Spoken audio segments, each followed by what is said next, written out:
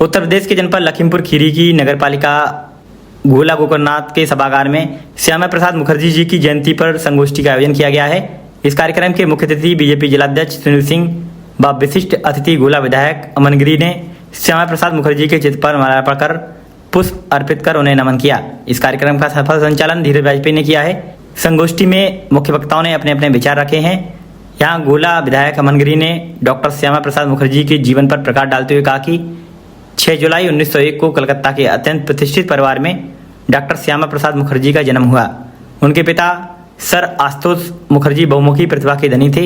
एवं शिक्षाविद के रूप में विख्यात थे। डॉक्टर मुखर्जी ने 1917 में मैट्रिक किया तथा 1921 में बीए की उपाधि ली। डॉक्टर श्यामा प्रसाद मुखर्जी का संपूर्ण जीवन देश की एकता और अखंडता के लिए समर्पित रहा। कश्मीर से परमिट राज समाप्त करने और उसे भारत का विभिन्न अंग बनाए रखने के लिए उन्होंने अपने प्राणों की आहुति दी। डॉक्टर श्यामा प्रसाद मुखर्जी का जीवन राष्ट्रभक्ति, विचारधारा और बलिदान की मिसाल है। इस अवसर पर गोला नगर पालिका परिषद अध्यक्ष विजय शुक्ला रिंकू, अवधेश मिश्रा, बीजेपी नगर अध्यक्ष शत्रुघ्न मिश्र, रामशरण वर्मा, वरिष्ठ बीजेपी नेता सृजन लाल वर्मा, अशोक सक्सेना, विनोद वर्मा, अरुण अवस्थी, बीजेपी नेता धर्मेंद्र गिरी, उर्फ मोंटी भैया, राजन साहनी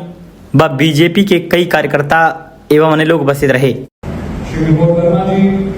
हमारे नगर के वरिष्ठ साथी व हम सभी के मार्गदर्शक ऐसे अशोक सक्सेना जी, हमारे विधानसभा संयोजक अवधेश मिश्र जी, हमारे नगर अध्यक्ष आदरणीय श्री शत्रुघ्न मिश्र जी, साथ ही बीच में हमारे उपस्थित अरुण अवस्थी जी,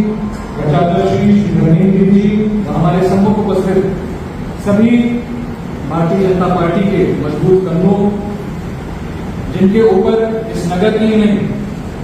बल्कि भारतीय जनता पार्टी के पूरी जिम्मेदारियां आपके कंधों पर विराजमान है। जहां पर भी जिस तरीके की कोई बात आती है, अगर कहीं पर भी भारतीय जनता पार्टी के विचारों के ऊपर या फिर किसी भी उनके कार्यों के ऊपर किसी भी नुक्कड़ संगीत में कहीं भी चर्चा करी जाती है तो आप सबसे पहले ढाल होते हैं हमारी पार्टी के, हमारे विचारों। हर पद पर लड़ना, हर चर्चे पर पार्टी का अपना सम्मान रखना, ऐसे कार्यकर्ताओं का और ऐसे नागरिकों का मैं नमन करता हूं इस सभा में। आज जिन महान व्यक्तित्व के बारे में आज हम सब लोग और जिन महान व्यक्तित्व को नमन करने के लिए आज हम सब लोग यहाँ पर उपस्थित हैं, मैं कहना चाहता हूं कि उनका विचार